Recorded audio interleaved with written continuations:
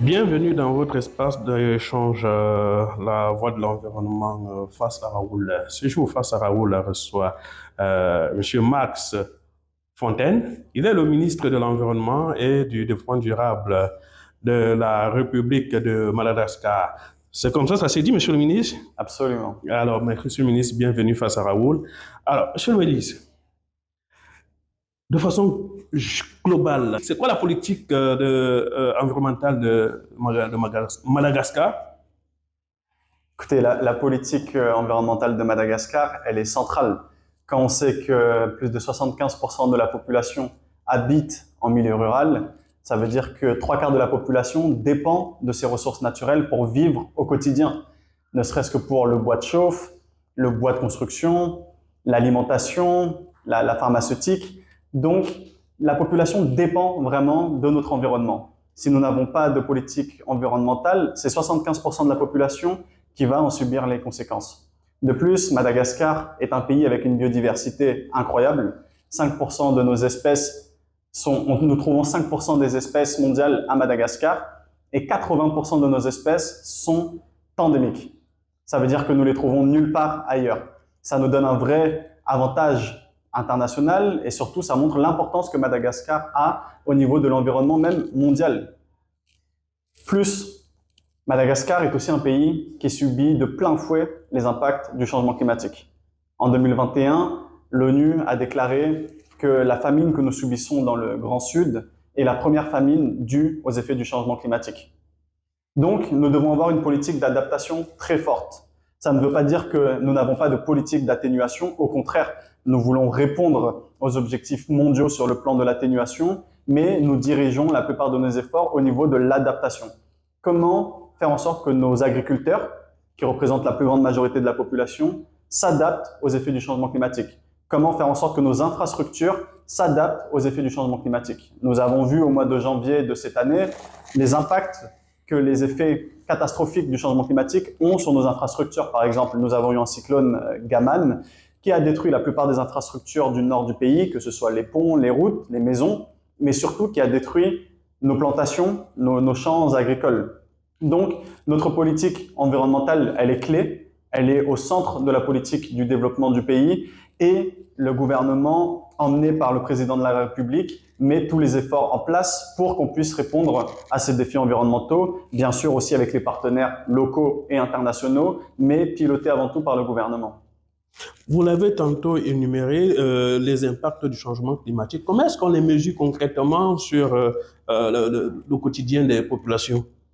Écoutez, c'est difficile de mettre un chiffre en termes de dollars, hein. Il y a eu énormément d'études qui ont été faites de valorisation du capital naturel, de valorisation des impacts des effets du changement climatique. On parle en dizaines jusqu'en centaines de milliards de dollars par an, ne serait-ce, comme je disais, que sur l'agriculture, la sécheresse, les problèmes que ça entraîne au niveau sanitaire, au niveau éducatif et surtout au niveau agricole. Et on sait que le développement du pays part avant tout de l'agriculture. Donc les impacts, quand on parle de changement climatique, souvent dans les grands sommets internationaux, dans les médias internationaux, on parle du changement climatique comme une menace, comme une épée de Damoclès qui pend au-dessus de nos têtes. Chez nous, à Madagascar, ça fait des années que le changement climatique est une réalité quotidienne. Donc, c'est pas forcément en termes d'impact financier à l'échelle du pays, c'est au niveau de l'impact quotidien sur chaque habitant de Madagascar. Et à ce niveau-là, je peux vous garantir que les impacts sont faramineux et que nous les subissons déjà de plein fouet. Au-delà du secteur agricole qui peut être suffisamment impacté, comment est-ce qu'aujourd'hui, sur les berges, puisque nous savons que Madagascar, c'est une île, alors, quels sont les impacts réels subis au long des côtes à Madagascar? Écoutez, les pêcheurs malagasy aussi subissent de plein fouet les impacts du changement climatique. Au niveau, par exemple, du réchauffement de l'eau, les impacts que ça a sur les coraux et donc la vie marine aquatique. Au niveau aussi, par exemple, de la destruction des mangroves, de nos écosystèmes marins. On sait que c'est dans les mangroves que se reproduisent la plupart des animaux aquatiques comme les crabes, les crevettes, les poissons, et qu'avec la destruction de ces écosystèmes due aussi à une pression anthropique, il ne faut pas se voiler la face, l'homme, nous aussi, Malagasy, avons une responsabilité là-dedans. Mais le dérèglement climatique à l'échelle globale affecte nos écosystèmes et les pêcheurs, par exemple, eux aussi subissent les effets du changement climatique. Nous avons aussi le domaine de l'eau, avec, par exemple, nous avons célébré la journée mondiale de la lutte contre la désertification la semaine dernière, et une étude a démontré que sur les 23 régions de Madagascar, 13 subissent déjà actuellement les impacts de la désertification. Donc ça montre que ce n'est pas que au niveau de l'agriculture, ça touche vraiment à tous les secteurs, et les impacts du changement climatique sont transversaux. Aucun secteur n'est épargné, que ce soit le secteur de la pêche, le secteur de l'agriculture, comme on a parlé tout à l'heure, le secteur de l'eau, des transports, de l'éducation, de la santé. C'est une thématique qui est transversale, et c'est pourquoi le gouvernement malagasy le met au centre de ses priorités. Monsieur le ministre, alors permettez-moi d'embrancher sur ce autre volet en lien toujours avec votre département, les forêts. Aujourd'hui, comment est-ce que cette question est gérée au niveau de votre département? Aujourd'hui, les études estiment que nous perdons à peu près 100 000 hectares de terre, que nous dégradons 100 000 hectares de terre par an. Donc déjà, il faut interpréter cette statistique de la bonne manière parce qu'on voit un peu de tout et de n'importe quoi des fois sur les réseaux ou sur certains articles même. 100 000 hectares de terre dégradée, ça ne veut pas forcément dire 100 000 hectares de forêt qui partent en fumée. Ça peut être aussi de la savane, de la brousse, mais nous avons quand même environ 10 000 hectares de forêt en tant que telle que nous perdons tous les ans. Aujourd'hui, la politique du gouvernement est de replanter 75 000 hectares de forêt par an à travers des pépinières géantes, à travers des projets avec des partenaires bilatéraux ou multilatéraux, avec les nouveaux mécanismes de financement durable comme le GCF, donc le Fonds vert pour le climat, ou le GEF. Donc nous avons une politique agressive en termes de reforestation. Et Madagascar est une île gigantesque, c'est la 4e plus grande île du monde, donc il y a de quoi faire des projets de reforestation à grande échelle. La politique au niveau de la reforestation est aussi de faire des reboisements de proximité. Il faut travailler avec les populations locales.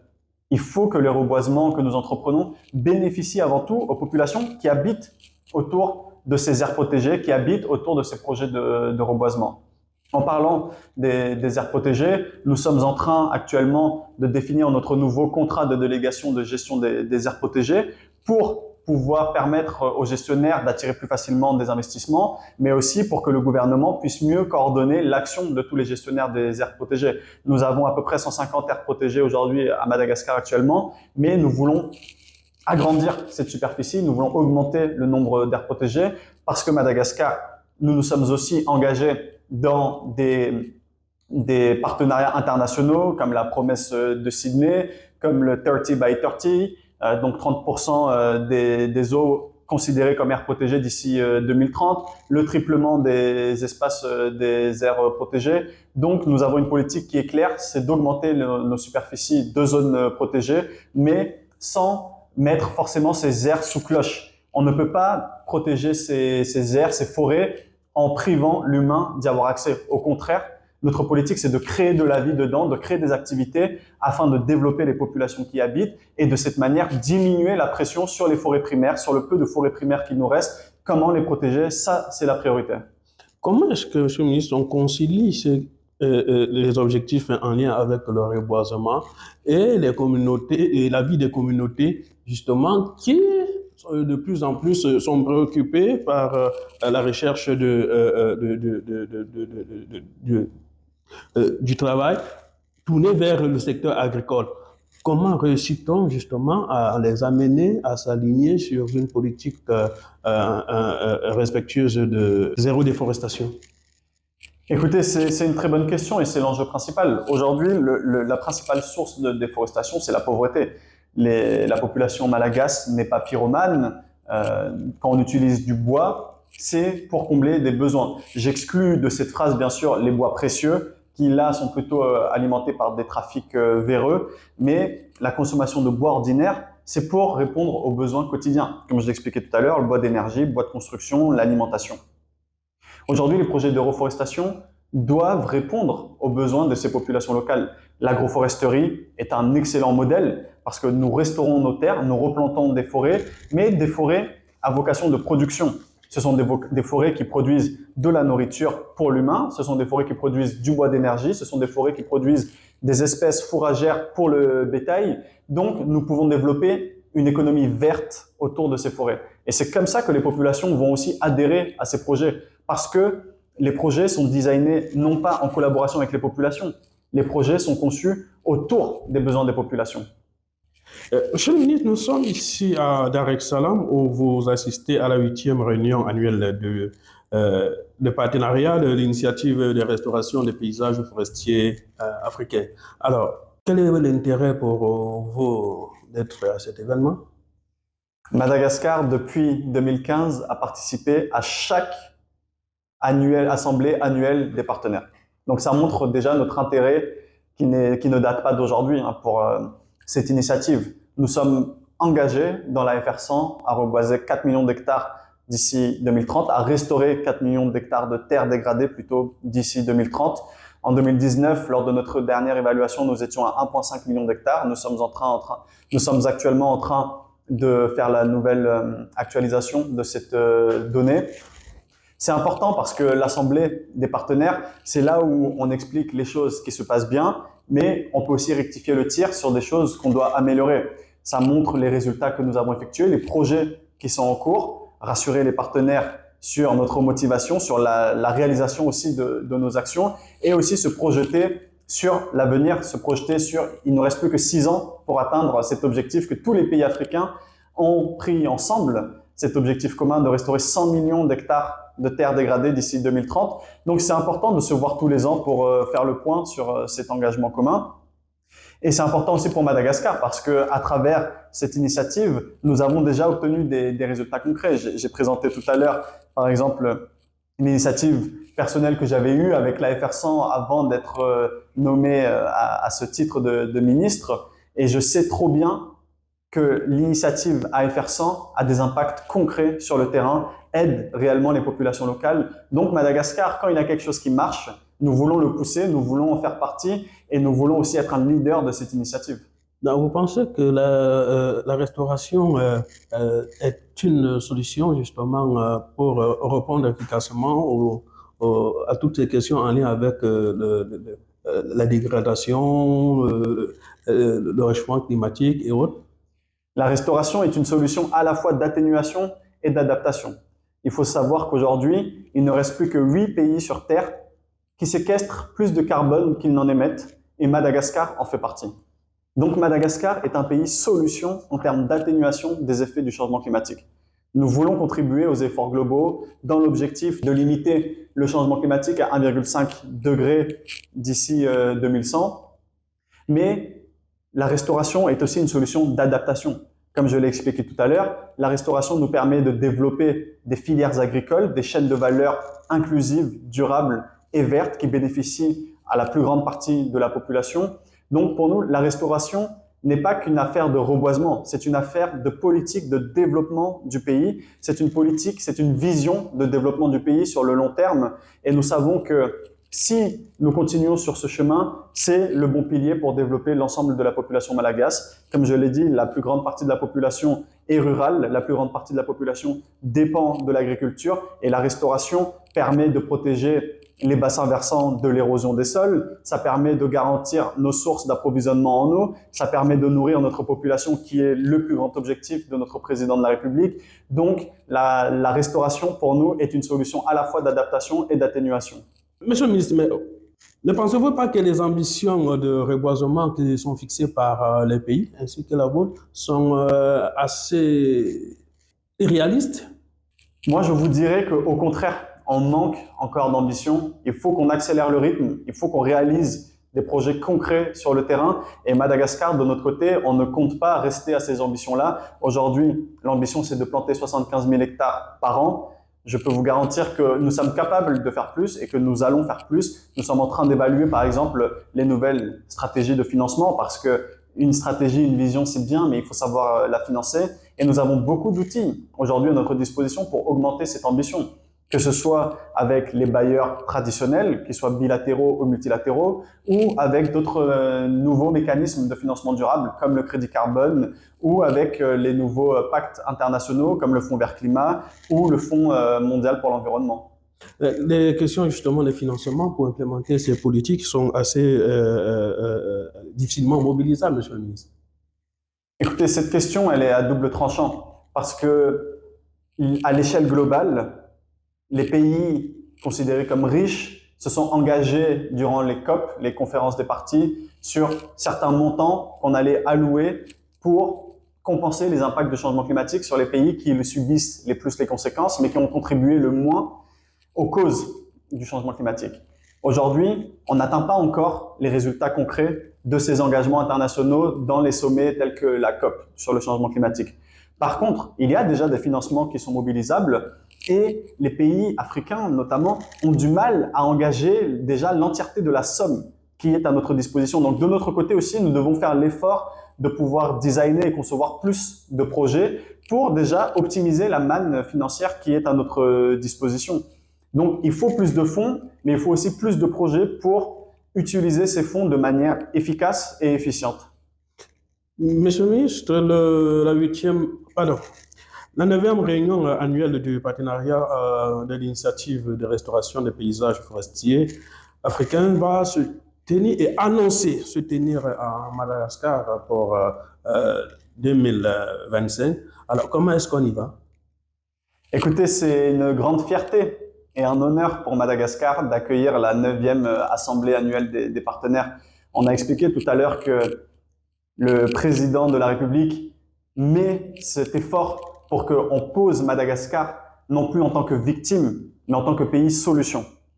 Et c'est un des piliers aujourd'hui du ministère de l'Environnement et du Développement durable, la diplomatie verte et les partenariats. Et dans cette optique, nous voulons attirer de plus en plus d'événements nationaux, régionaux et internationaux sur le sol malagasy, justement pour que les regards se tournent vers notre pays qui a cette biodiversité incroyable et qui a ce potentiel de séquestration à l'échelle mondiale, qui a ce potentiel d'être une solution à l'échelle mondiale.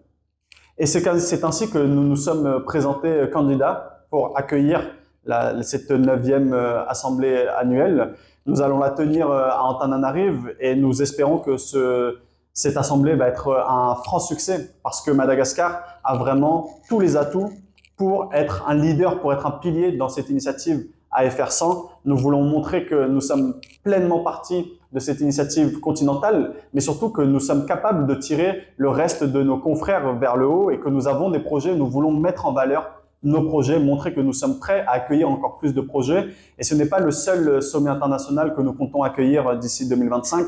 Nous allons avoir un dialogue national du GEF au mois d'août. Nous allons accueillir aussi la COP 11 sur la Convention de Nairobi à Antananarive au mois d'août de cette année. Donc l'accueil pour nous de la 9e APM sur l'initiative de l'AFR100 est dans la suite logique de la vision actuelle du gouvernement malagasy.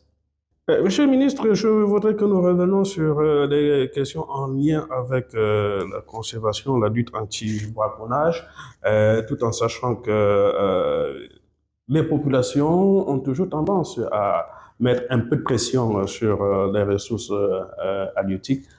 Comment est-ce que vous gérez ces questions, les ressources naturelles, oui. Il faut qu'on distingue les besoins des populations pour subvenir à leurs besoins et les trafics qui sont dirigés par des réseaux mafieux, qui sont organisés et dont les membres dépassent le simple pays. Je vais vous donner l'exemple, nous avons eu un trafic, ces 2 derniers mois, nous avons été victimes de 2 trafics internationaux. On a attrapé 400 tortues endémiques malagasy sur l'île des Comores et aussi en Thaïlande, une saisie de trafic illicite hors normes. Mais ces trafics ne sont pas dus aux besoins des populations locales. Ces trafics sont menés par ces réseaux clandestins, ces réseaux illégaux internationaux qui agissent dans plusieurs pays. Si je vous prends le cas du trafic que nous sommes en train de démanteler avec la Thaïlande, et les pays impliqués par ce seul réseau sont la Thaïlande, l'Indonésie, la Malaisie, Taïwan, Madagascar. Donc, nous avons aussi cette pression due à la forte demande internationale. Nos animaux sont endémiques, nos animaux ont une énorme valeur culturelle et du coup, la pression sur leur trafic augmente. Nous avons mis en place une task force internationale avec les pays que j'ai mentionnés tout à l'heure, en plus de l'appui d'Interpol et de l'Office des Nations Unies contre la drogue et les crimes. Localement aussi, nous faisons nos efforts. Nous avons mis en place notre task force. J'ai été moi-même dans le sud du pays la semaine dernière pour me réunir avec les l'OMC, les forces de l'ordre sur place, les associations, la société civile, les gestionnaires des aires protégées, les gestionnaires des parcs nationaux. Et nous sommes en train de mettre en place concrètement sur le terrain cette stratégie pour travailler plus étroitement avec les populations locales, pour qu'elles puissent nous aider à dénoncer ces réseaux mafieux locaux et internationaux. Et nous renforçons aussi les contrôles à l'échelle du ministère, à l'échelle nationale, que ce soit autour des aires protégées, sur les routes nationales ou aussi autour de nos frontières maritimes. Car la plupart de ces trafics passent par la mer, comme nous sommes une île et que c'est beaucoup plus difficile de faire sortir tout ça par avion. Donc c'est une problématique qui est réelle.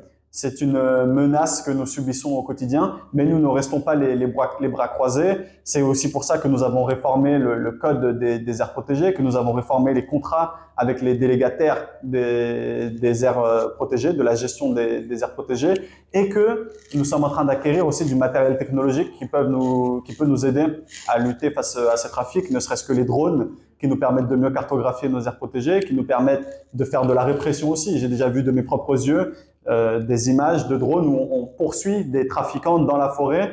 Donc, c'est des moyens qui permettent en fait de faciliter notre travail et d'augmenter les résultats. Plusieurs pays font face à cette question de l'implication des communautés dans cette lutte, mais le constat est fait que ces populations n'y adhèrent pas et sont complices pour la plupart du temps de ces pratiques. Faute de mesures d'accompagnement pour ces derniers. Alors, Monsieur le ministre, au-delà de la politique, comment est-ce que les populations sont prises en compte dans ces politiques?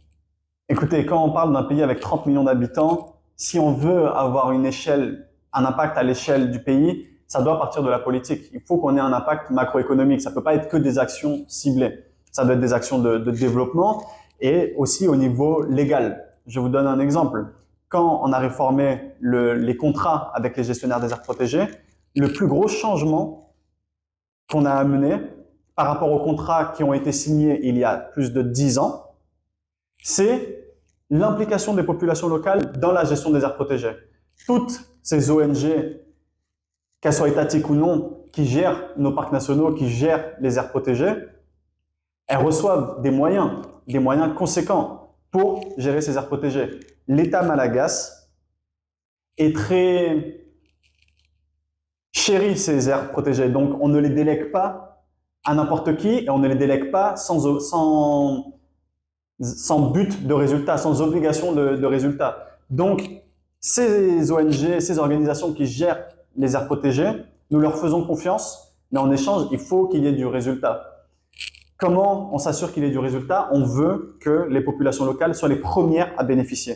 C'est là où je disais, c'est fini l'époque où on pensait que la conservation, c'était uniquement de mettre nos forêts primaires sous cloche. Interdiction d'aller dans le noyau dur, etc. Interdiction même d'aller dans les zones tampons. On a bien vu que ça ne marchait pas. Il faut des zones de développement autour des aires protégées.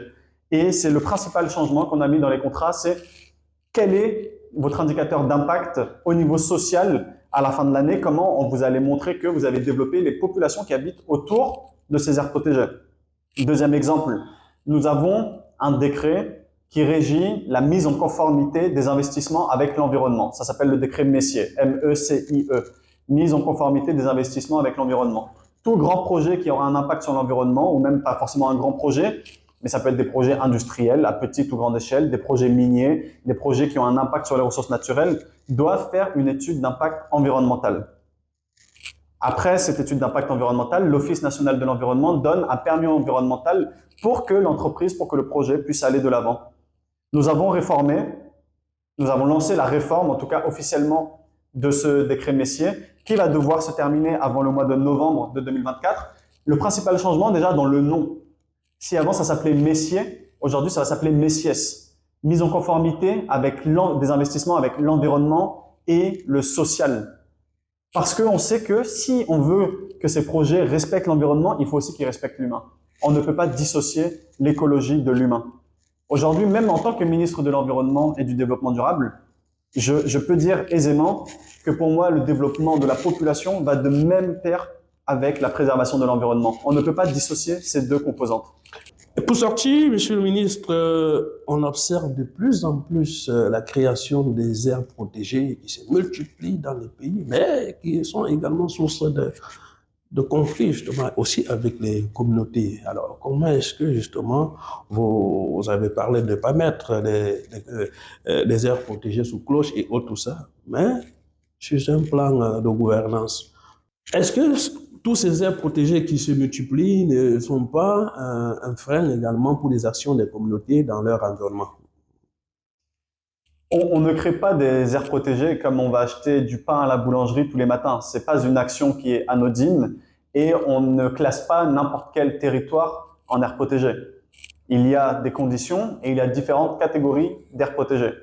Pour qu'une aire soit protégée, il faut qu'elle ait une valeur en termes de biodiversité. Est-ce qu'il y a des espèces endémiques dedans? Est-ce qu'il y a des espèces en voie de disparition dans ce terrain qu'on veut classer? Il faut qu'il y ait un intérêt à la protéger. S'il n'y a pas d'intérêt à la protéger, ça va être difficile d'attirer des investissements pour nous aider à la protéger. Et même, pourquoi la protéger? Pourquoi ne pas en faire une zone uniquement de développement économique ou une zone de développement industriel? Ces aires protégées ont une valeur très forte pour l'État malagasy, pour les populations malagasy, mais aussi à l'échelle internationale. Comme je disais, Madagascar a 80% d'espèces endémiques. C'est notre patrimoine culturel et c'est notre patrimoine environnemental. Si aujourd'hui nous n'avons plus ces aires protégées, si nous n'avons plus ces espèces endémiques, c'est toute l'économie qui va s'effondrer. Je vous donne un exemple. Les gens viennent du Japon, ils viennent des États-Unis, ils viennent d'Allemagne pour voir nos lémuriens, pour voir nos baobabs. Si demain nous perdons ces aires protégées, nous perdons une grande partie des emplois, une grande partie des revenus que nous générons. Donc, ce n'est pas uniquement par purisme écologique que nous les protégeons. C'est notre patrimoine et c'est aussi la base de notre développement. À la question, est-ce que ça freine le développement des populations locales? Comme je l'ai expliqué tout à l'heure, ces aires protégées sont aussi la source de création d'emplois verts. Les guides touristiques, les écologes qui emploient des personnes, des populations locales, les chauffeurs qui travaillent pour les agences de voyage. Tout ça, ce sont des exemples. Le fait d'attirer ces touristes, ça crée une économie autour de ce développement touristique respectueux de l'environnement. Si les populations ne bénéficient pas de ces aires protégées, elles n'auront aucun intérêt à faire partie justement du plan de conservation et du plan de protection. Donc nous nous assurons que dans les créations des aires protégées, il y ait un plan concret pour que les populations puissent tirer profit de ces aires protégées. Merci, Monsieur le ministre. Je rappelle, face à Raoul, ce jour recevait Monsieur Max Fontaine. Il est le ministre de l'Environnement et du Développement durable de la République de Madagascar. Merci, Monsieur le ministre, d'avoir répondu à nos questions.